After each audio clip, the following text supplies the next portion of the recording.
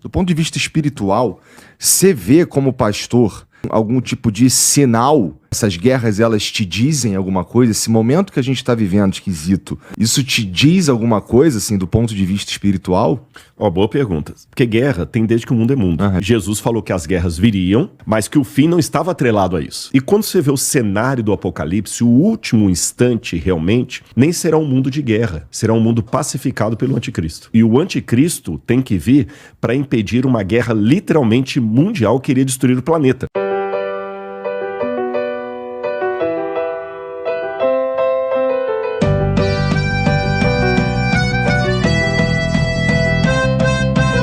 Essa foi de longe uma das maiores loucuras que eu já ouvi sobre esse assunto. E antes de qualquer coisa, eu quero deixar algo bem claro aqui. Eu não sou detentor da verdade absoluta. Nunca fui e nunca vou ser. Mas eu tento pelo menos trazer conteúdos que façam sentido de verdade.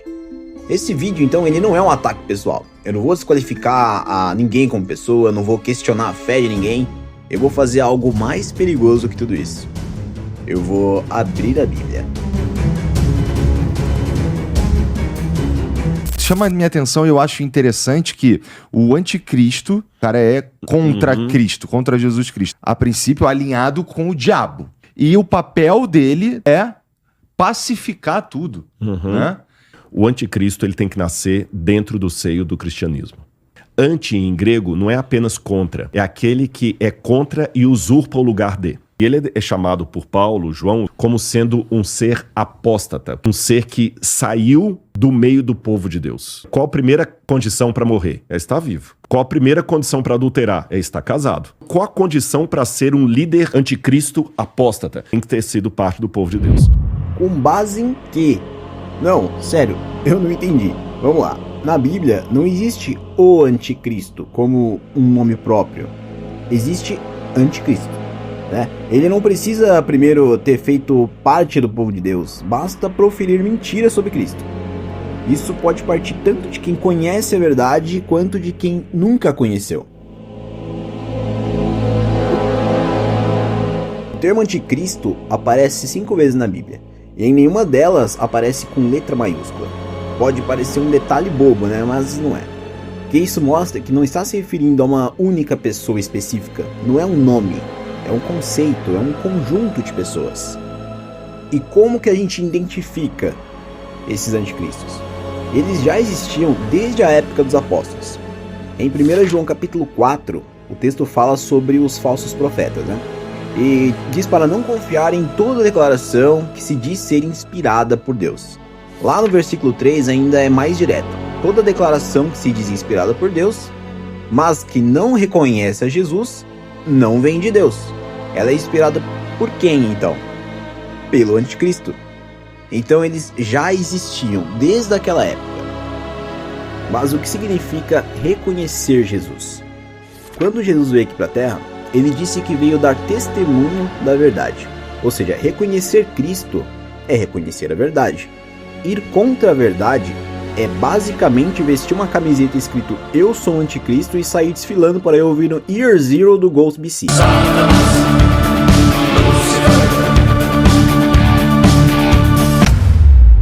Então é muito simples, cara.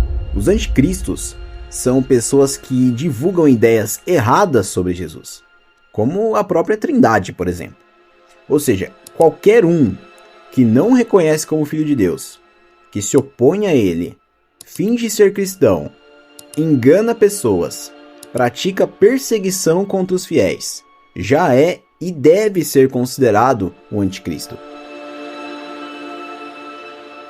Tudo indica que isso nasce na Europa, porque João fala, a mulher prostituta que se assenta sobre a besta é a mulher que domina sobre os reis da terra. Diz que essa mulher é descrita no Apocalipse, uma prostituta que se assenta sobre 7 montes. Qualquer estudioso de história romana vai ver que Roma era a cidade que dominava o mundo inteiro, e ela é descrita como uma mulher que se assenta sobre 7 colinas. Pode dar uma googada aí, você vai ver. Roma é a mulher que se assenta sobre 7 colinas. De fato, segundo a geografia de Roma, isso é verdade. Roma foi fundada sobre 7 colinas: Aventino, Célio, Capitólio, Esquilino, Palatino, Quirinal e Viminal. Olha como eu sou bom, cara. Nem parece que eu tô lendo isso aqui no roteiro. Isso é um fato histórico, verdade. O problema disso é a conclusão. Porque afirmar que a mulher é Roma demonstra uma falta de entendimento, cara, gigante. Se a mulher fosse Roma, então Roma seria o anticristo? Mas nós já entendemos que o anticristo não é a mulher. Em Apocalipse 17:2, o texto diz que a mulher comete imoralidade sexual com os reis da terra. Roma era um desses reis da terra. Então ela estaria cometendo imoralidade sexual com ela mesma, só se for, sei lá, fazendo DJ. Em Apocalipse capítulo 18, os versículos 23 e 24, os textos dizem que ela pratica ocultismo, que ela engana as pessoas, né? E isso se aplica a quê? Sim, meu caro, às religiões. Temos religiões se envolvendo em política, religiões praticando ocultismo, religiões desviando pessoas do reino de Cristo. Cara, é só ligar os pontos, velho. Na testa da mulher estava escrito: Babilônia a Grande, a mãe das prostitutas. Isso vem diretamente da antiga cidade de Babel. Quando Deus confundiu o idioma da galera ali, todo tipo de ensino religioso começou a se espalhar. E só que de uma forma confusa, distorcida, bem deturpada, sabe? E aí a partir dali, cada grupo passou a criar sua própria interpretação, seu próprio caminho, né? Sua própria verdade espiritual. Então Babel, né? Babilônia, né? Que significa exatamente falta de ordem e confusão, se torna o berço das religiões. E agora vem a parte pesada. Ela é chamada de mãe das prostitutas, porque biblicamente falando, né, a prostituição ela não é só algo sexual, é uma traição espiritual. É abandonar a verdade para se vender por poder, influência, né, política, dinheiro, controle, né? Ou seja, todas as religiões que se afastam do reino de Cristo são chamadas simbolicamente de prostitutas. E Babilônia é a mãe delas. Fala sério, pesado, né? Parece que o diabo, ele imita Deus o tempo todo. E você vê no Apocalipse muitas coisas. Vou dar alguns 2 ou 3 exemplos. Cristo aparece no Apocalipse como sendo um cordeiro que estranhamente estava degolado, porém estava vivo. A besta do Apocalipse também tem uma das cabeças degoladas, mas está viva, imitando a Cristo. O cordeiro é Cristo, a besta é descrita como tendo aparência de cordeiro, mas falava como dragão. O cordeiro coloca um selo dele na testa de todos os seus seguidores. A besta coloca a marca na testa das pessoas. O anticristo é alguém que vai parecer Cristo, vai ser um ser que vai levantar de dentro do cristianismo. Pode dar uma gugada aí, você vai ver. Mano, aqui é onde tudo desanda, velho. Ficou bem difícil de entender. Ele faz parecer que a prostituta é o anticristo, né? Depois ele fala que na verdade Roma é o anticristo, né? Porque Roma é a mulher, então ela é o anticristo. Depois o anticristo na verdade ele vai surgir como um imitador de Cristo, porque o diabo imita Cristo. Mano, sério, ele sem perceber, ele conseguiu descrever perfeitamente o conceito do que é a Babilônia. Uma grande confusão, velho. E faz sentido, bom, faz sentido, óbvio, por final você é um estudioso disso aí tudo, mas então eu consigo entender o que, então... Não faz sentido nenhum, velho. Meu, essa questão de colocar selo na testa não é literal, ela é simbólica. Esse simbolismo, ele foi usado por Deus, não pelo diabo. Né? As visões de João, as visões lá de Daniel, elas não foram lançadas pelo diabo, elas foram lançadas pelo próprio Deus. Era Deus se comunicando com eles através de suas profecias. Para entender isso melhor, a gente precisa primeiro entender o que são essas duas feras mencionadas no livro de Apocalipse. A primeira fera, escrita no Apocalipse 13, ela não é o diabo, né? E não é um homem específico. Ela, na verdade, representa um sistema político mundial. A gente sabe disso porque o próprio texto fala que essa fera recebeu trono, poder e autoridade, né? E poder político é exatamente isso, é autoridade sobre povos e nações. Essa fera é descrita como tendo 7 cabeças e 10 chifres. Mais à frente, lá em Apocalipse 17:10, O próprio texto explica esse simbolismo. As 7 cabeças representam 7 reis, ou seja, 7 governos. O texto fala o seguinte: 5 já caíram, 1 existe e o outro ainda não chegou. Quando fala um existe, ele está falando de um governo que dominava o mundo na época em que João escreveu esse Apocalipse. E qual que era esse governo? Roma. Então já fica claro que Roma era uma das cabeças da fera, não a mulher, né? Não o anticristo, não a Babilônia. E os 5 reinos que vieram antes? Estudos bíblicos bem mais profundos, cara, entendem que esses 5 reinos foram Egito, Assíria, Babilônia, Medo-Pérsia e a Grécia. Todos eles foram potências mundiais em algum momento da história, dominando povos, territórios e muitas nações. Mas aí sobra a 7ª cabeça. Então quem é o governo que representa ela? Era a antiga Grã-Bretanha. Então vamos lá. O texto diz que uma das cabeças da fera sofreu um golpe de espada. Ele tentou ali associar isso a uma imitação da morte de Jesus, né? Mas não, cara, não é isso. Na Bíblia, golpes de espadas não simbolizam crucificação, simbolizam guerra. Apocalipse 6:4, por exemplo, o cavaleiro do cavalo vermelho, ele recebe uma espada para tirar a paz da terra por meio de guerras. E aí a gente chega em uma data extremamente importante na história humana, cara. Que é 2 de agosto de 1914, o início da Primeira Guerra Mundial. Essa guerra foi devastadora, cara, especialmente para a Grã-Bretanha e para outras nações europeias, né? Para você ter uma ideia, só na Batalha de Somme, acho que é assim que se pronuncia, lá em 1916 houve mais de 1 milhão de baixas, cara, é muita gente morta. Além das perdas humanas, né, a economia europeia ela foi completamente arruinada. Então esse foi o golpe de espada que feriu severamente a 7ª cabeça da fera.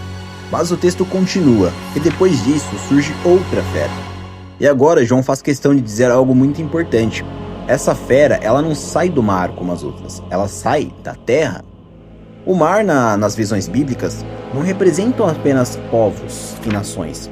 Representa uma humanidade instável, agitada, desorganizada, né? Como é o mar, certo? Isaías usa exatamente essa analogia lá em Isaías 17, 12 e 13.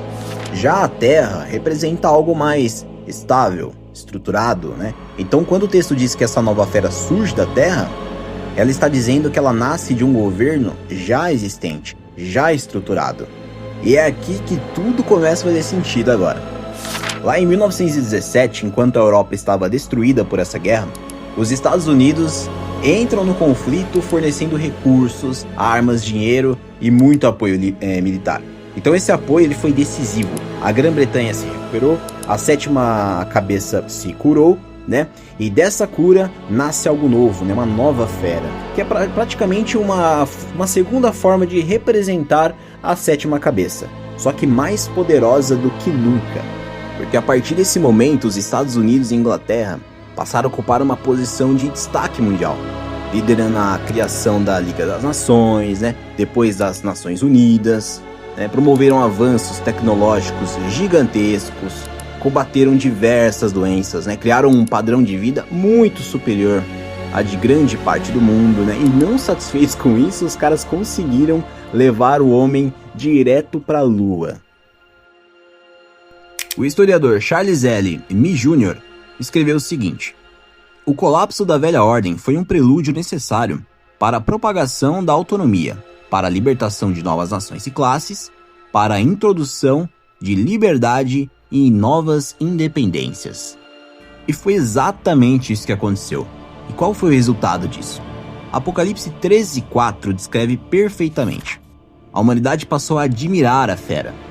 A humanidade passou a se maravilhar com seu poder. Mostra que os Estados Unidos têm coragem, hoje com o Trump, intervir em qualquer lugar do mundo. É um dia que mostra que a maior potência do mundo não vai mais aceitar absurdos de uma esquerda corrupta. O mundo hoje pode comemorar, porque Donald Trump anunciou: Maduro está preso.